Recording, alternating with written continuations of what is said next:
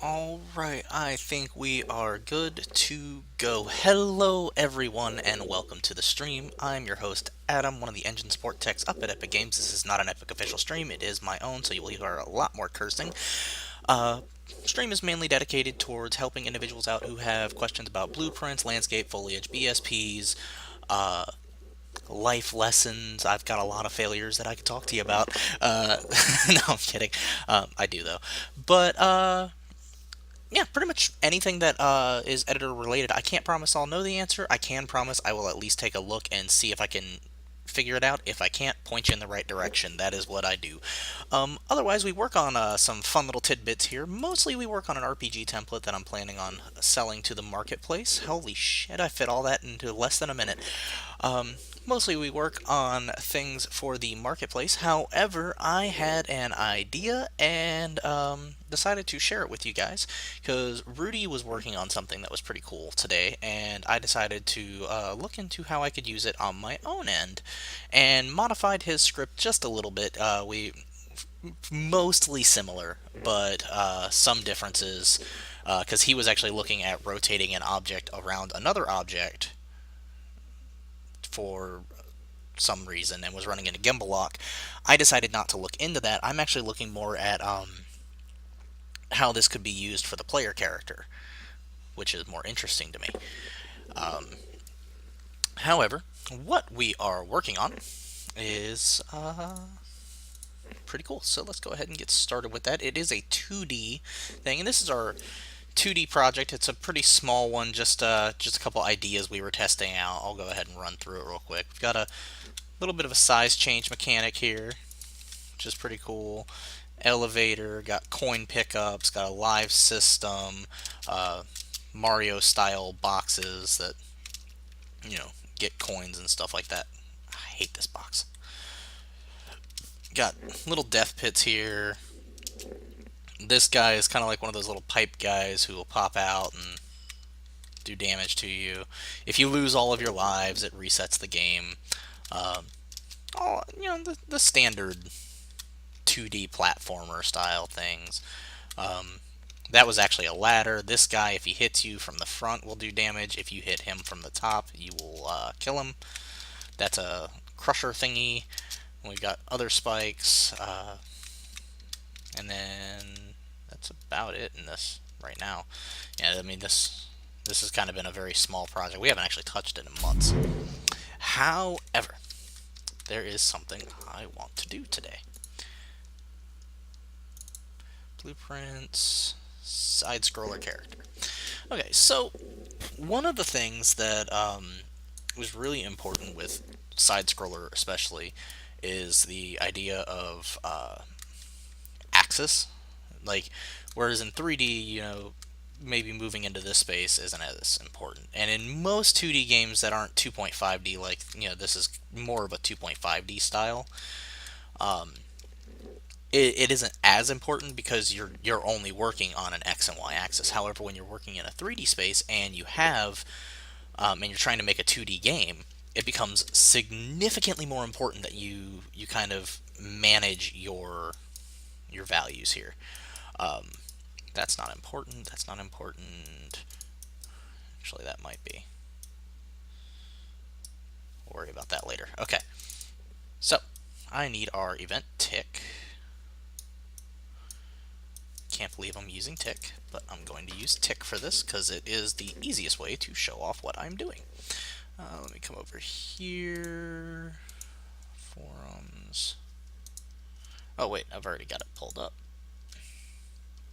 There we go. Sorry, I'm just pulling up the picture on my other monitor so that, and I'll go ahead and show that to you guys. Like, this is what I'm going to be working on right here. I loaded it up to the forum so that I wouldn't forget, just in case I needed. But it's not very long, so it won't take us very long to actually set this up. But just, oh, covered chat. Just in case I forget a piece or need a reference. Let's see. Got a controller, which is set to my controller. Good. I'm going to go ahead and, in this case, show mouse cursor. And that way, when we play the game, it actually will show our mouse cursor. Whee! Now, we're going to run a simple debug line, and let's make it a very bright yellow. That way it's pretty clear what's going on.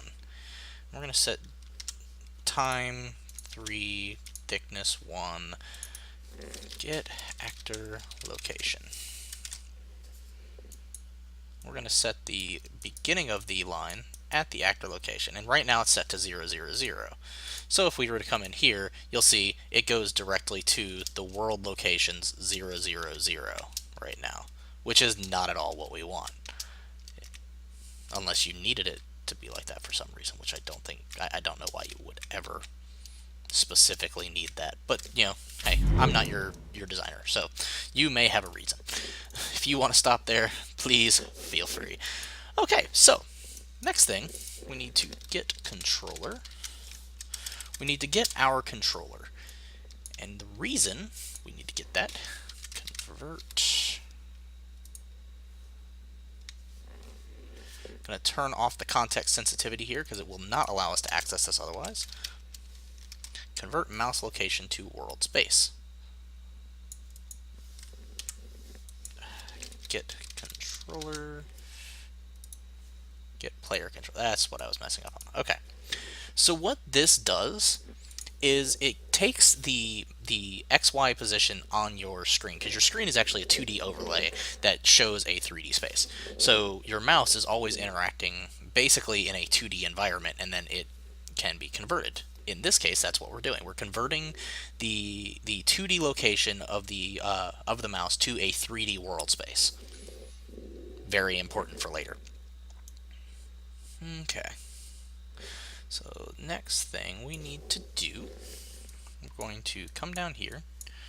I'm going to create a minus vector node. Get the world location. Drag that up there. Get the length. Oh, not path length. That's for navigation. Length. Now what this does is it actually gets the total number of units between 2 points. So like, this is an XYZ coordinate, this is an XYZ coordinate. So then it takes those 2 coordinates and goes, okay, what is the distance between these two if I were to just go in a straight line? That's what we're doing here.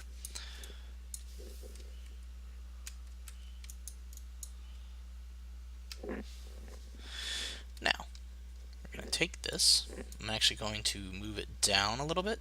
I don't know, I'll keep it here. It'll be easier to see. Then I'm going to do a times float. We're doing a vector times float. This is going to be plugged directly into our world direction. Pretty easy.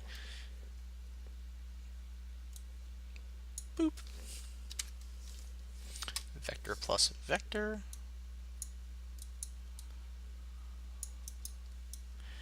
Now, I can show you if, I could show you why you do it this way. I'm not going to do that today just because basically, what I'm going to be doing is avoiding.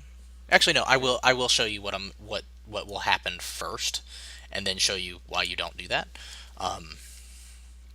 So let's say we just took this, right? I'm going to increase the duration for 10. So all well and good. We've got the mouse location, mouse direction. Great. We start at the actor location. It should just go to where the mouse direction is, right? Cool. So then it kind of looks like it's working. But if you hit eject, as you can see, it's kind of not flat. In fact, it's really not flat. Like, the more you do it, the more it'll be noticeable that it's angled outwards and angled towards the camera, which is not what we want. If you do that, then, I mean, that's practically useless. It's going to be doing stuff up in front of here instead of here. That's not helpful. So we got to calculate why it's doing that and fix it. Very simple. You just come in here and go break vector, make vector. And this is what's great. We can come in here and go, well, here's my player character. Which direction is the camera facing? That way to here, right? So it is down the X vector. We don't want to mess with the X vector. We want it to be in line with the player. Simple enough. Come down here, break vector, plug this into the X, plug this into the Y, this into the Z, boom, line end. So now it will end on the same X vector, but it'll get the Y and Z from the mouse location. This should create a nice effect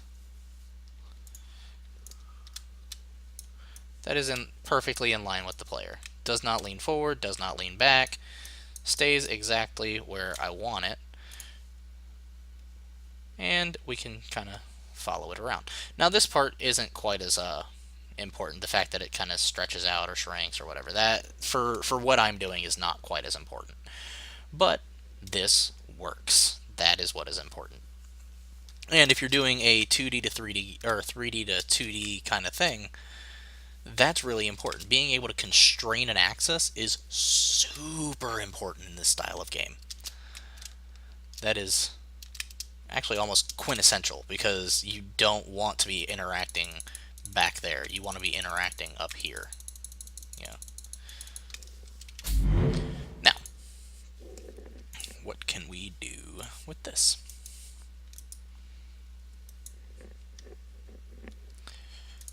I'm going to do something. I'll do something.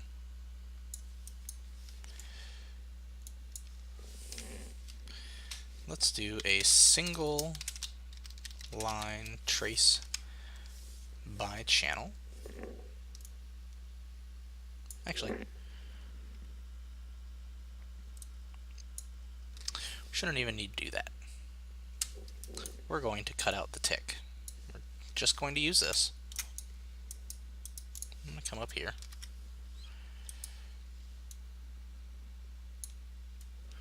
And let's see. This is our spawn actor right here.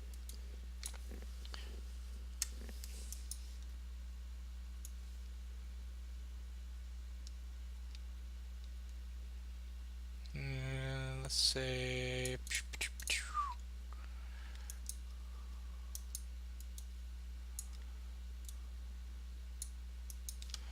we're going to start it. Let's go with plus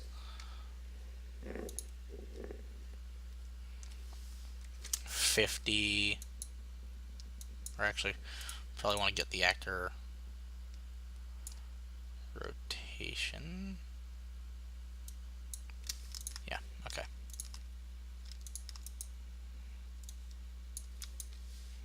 This part is completely new, so we're going to be fumbling around a little bit. Let's get the forward vector. Try this. Get actor rotation.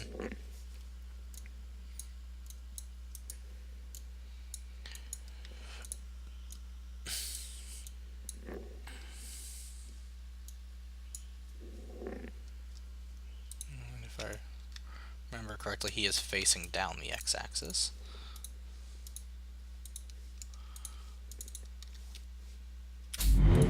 Oops. Don't need this anymore. This I do need. Okay.